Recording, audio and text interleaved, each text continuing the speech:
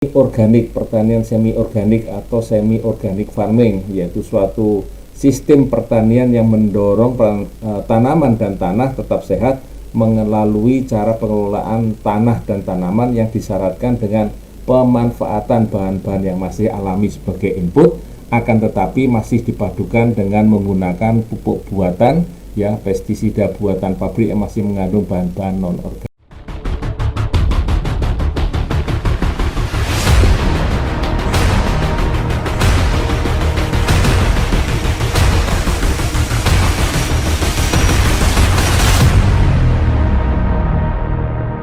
Baik, sahabat-sahabat agro, mitra-mitra agro dimanapun Anda berada, semangat pagi.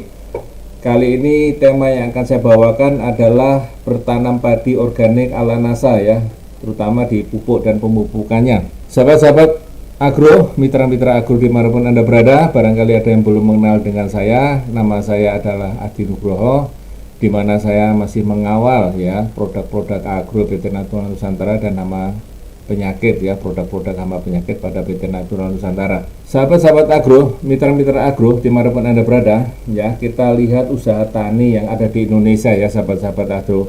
Kita lihat sejarah pemupukannya, sejarah pemupukan pertanian yang ada di Indonesia, ya. Di bawah tahun 1965 kita masih menggunakan organik murni, bahkan masih melakukan yang namanya lahan berpindah, ya, pindah-pindah. Jadi bekas pembukaan lahan hutan kita tebari benih, ya, kemudian tanaman padi itu masih bekas lahan pembukaan hutan kita tanam, ya, kemudian kita panen. Nah, nanti kita mencari lagi tempat, berpindah lagi ke tempat pembukaan lahan di tempat yang lain, dan begitu seterusnya, ya. Jadi masih belum menggunakan pupuk. Kalaupun masih ada menggunakan pupuk, maka pupuk kandang yang seadanya, ya, belum terlalu banyak.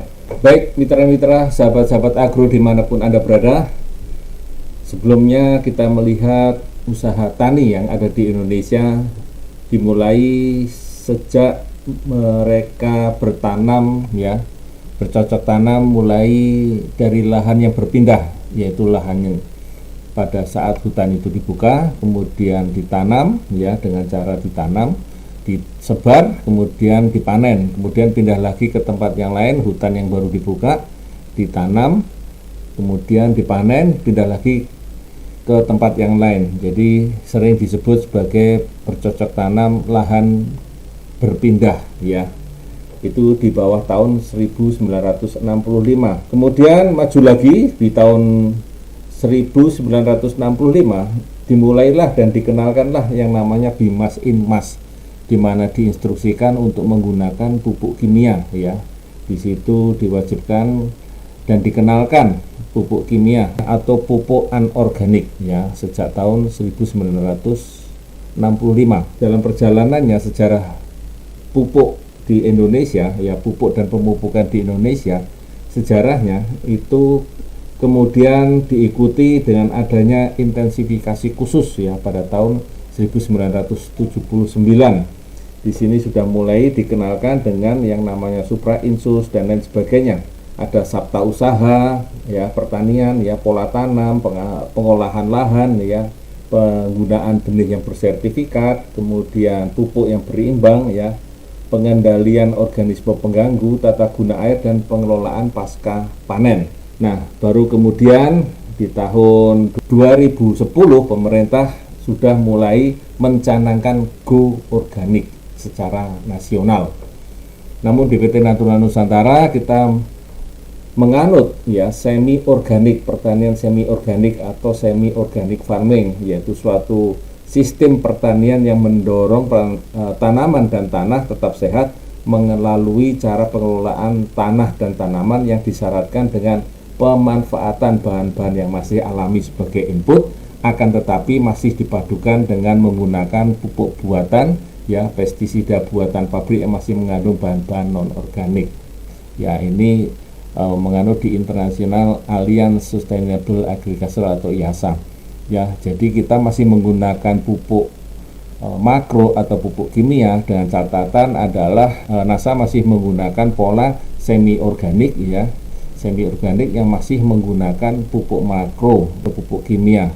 Nah, pupuk makro ini masih dibutuhkan dalam jumlah yang banyak karena memang tanaman masih membutuhkan jumlah yang banyak, ibaratnya itu adalah nasinya, dan fungsi ini tidak bisa saling menggantikan atau menggantikan fungsi dan perannya, jadi masing-masing memiliki fungsi dan peran masing-masing. Tanaman masih membutuhkan NPK, CA, NEB masih jumlah banyak, sementara di pupuk organik itu tidak didapatkan karena jumlah NPK, CA, NG-nya sangat sedikit ya, karena dia adalah pupuk organik.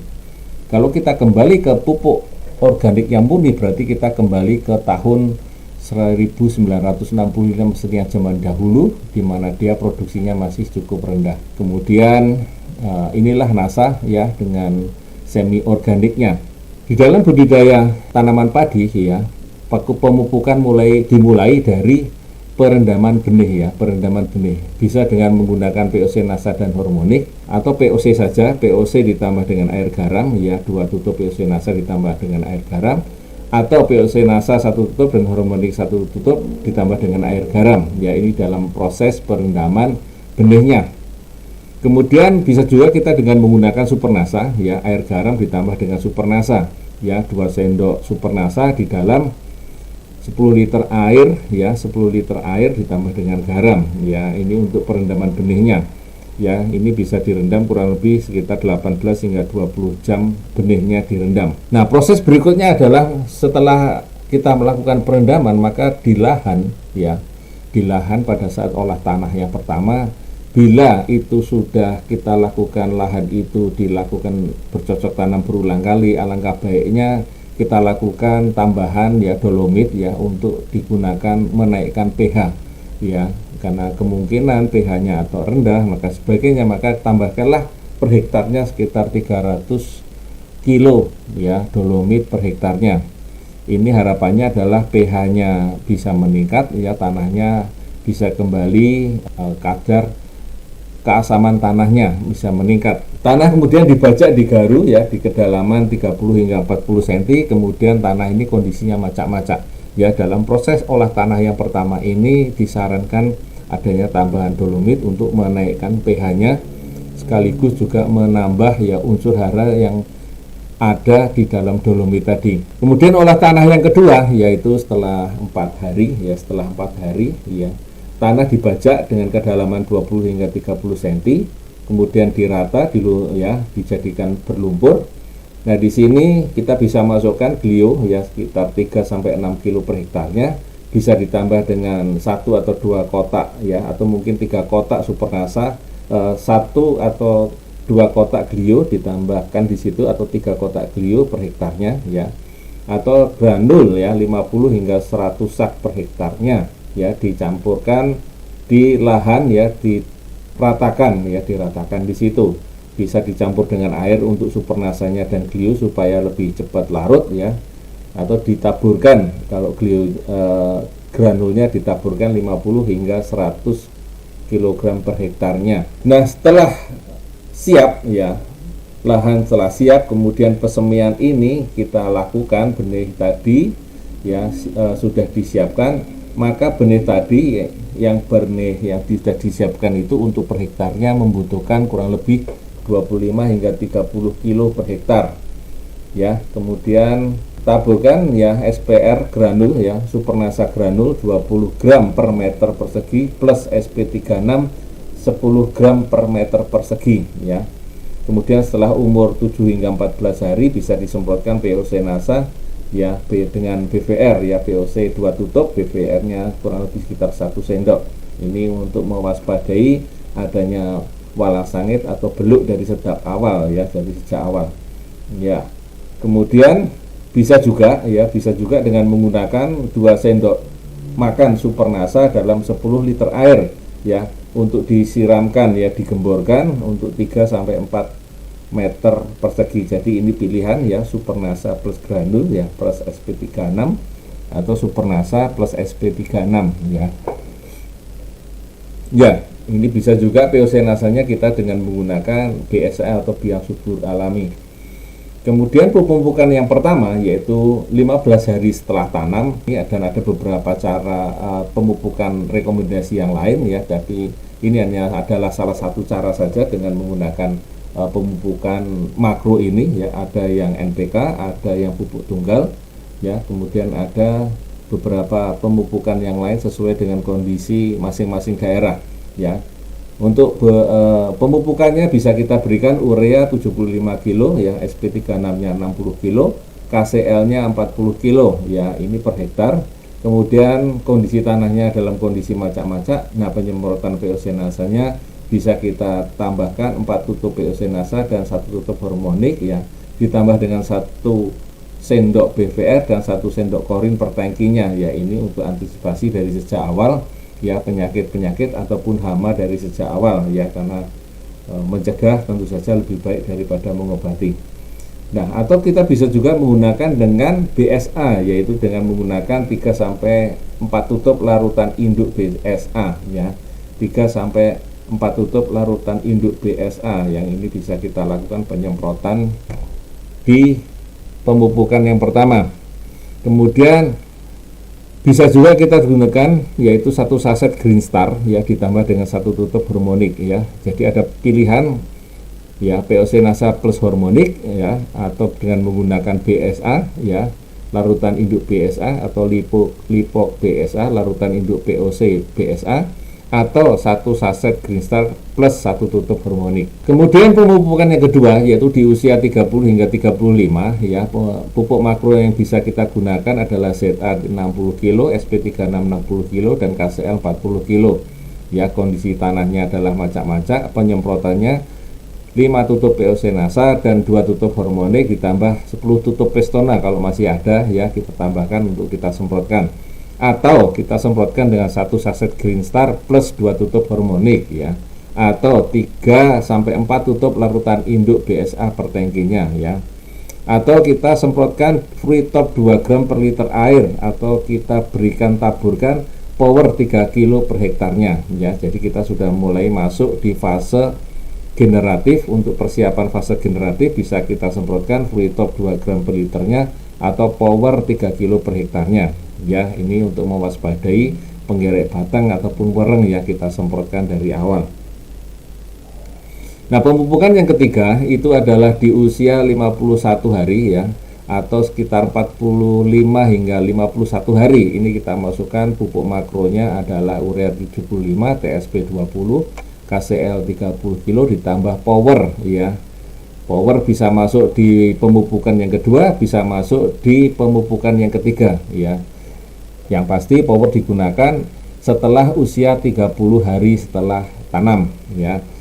Kondisi tanah macak-macak dipertahankan sampai 5 hari kurang lebih, ya. Kemudian penyemprotannya bisa 6 tutup POC-nasa, 2 tutup hormonik, ya, dan 14 tutup Pestona jika masih memiliki Pestona. Atau juga kita bisa juga dengan menggunakan larutan induk POC BSA, ya, dengan kurang lebih sekitar 3 tutup sampai 4 tutup per tangkinya. Kira-kira kalau saya bikin ringkasan, sahabat-sahabat semua, mitra-mitra semua, ya, awal tanamnya kita menggunakan dengan Supernasa 6 kilo atau, ya, granul 6 sak per hektarnya. Sementara penyemprotan kita bisa lakukan di usia 15, 30 dan 45 hari setelah tanam. Dosisnya bisa kita lakukan 41, ya, 52 atau 62. Ini POC-nasa dengan hormonik. Dan standarnya kita adalah untuk POC-nasa sama hormonik 3:1, ya, 3 tutup POC, 1 tutup hormonik. Jadi 3 tutup POC, 1 tutup hormonik, ya, per tangkinya. Ya, ini, ya, dosisnya adalah seperti itu, ya. Bisa kita gunakan dengan dosis yang di atas atau kita bisa menggunakan dengan dosis standar, ya. Nah, kemudian Pak, kalau misalnya kita menggunakan hanya pupuk tabur saja bisa nggak, ya? Bisa, ya. Misalnya kita menggunakan Supernasa 9 kilo atau granul, ya, 8 sak per hektarnya. 6 kilo diberikan di awal tanam, kemudian 3 kilonya diberikan setelah 2 minggu tanam, ya. Supernasa granulnya bisa, ya, 5 saknya di awal tanam, kemudian 3 saknya setelah 2 minggu ditanam, ya. Itu bisa hanya tabur saja, ya. Kemudian hanya pupuk semprot gimana, Pak? Ya, kalau kadang-kadang kita ketemu dengan calon konsumen yang akan menggunakan ini, kalau kita masuk hanya semprot saja atau maunya hanya semprot saja bagaimana, dan masuknya hanya misalnya di hari tertentu saja karena sudah lewat daripada tanamnya, ya, bisa kita gunakan dengan POC-nasa dan hormonik, ya, di usia 15, 30, 45, 55 dan 65 hari. Jadi ini hanya semprot saja dengan POC NASA dan hormonik dengan dosis standar ya, atau dengan menggunakan Green Star ya. Green Star saja boleh, Green Star plus hormonik boleh, atau dengan menggunakan biang subur alami ya, itu boleh ya, dengan menggunakan dosis ya kurang lebih sekitar 3 sampai 4 tutup ya dosis Lipok BSA, larutan induk POC DSA ya. Waktu penyemprotannya kurang lebih sama ya. Jadi kita bisa hanya menggunakan dengan pupuk tabur saja kalau misalnya konsumennya hanya mengendaki tabur, atau kita hanya menggunakan dengan pupuk semprot saja, itu dengan POC NASA ataupun hormonik atau dengan BSA ya. Namun akan lebih sempurna ya itu kita dengan menggunakan tabur dan juga menggunakan dengan semprot, itu yang terbaik ya. Nah sahabat-sahabat, mitra-mitra aku dimanapun Anda berada, demikian tadi informasi tentang tema kali ini, yaitu bercocok tanam padi organik ala NASA ya, dengan beberapa pola ataupun cara, baik hanya tabur ataupun hanya dengan menggunakan semprot ya. Mudah-mudahan informasi ini bermanfaat. Kita ketemu lagi di lain tema dan di lain waktu ya. Terima kasih, sampai ketemu lagi ya. Semangat pagi. Wassalamualaikum.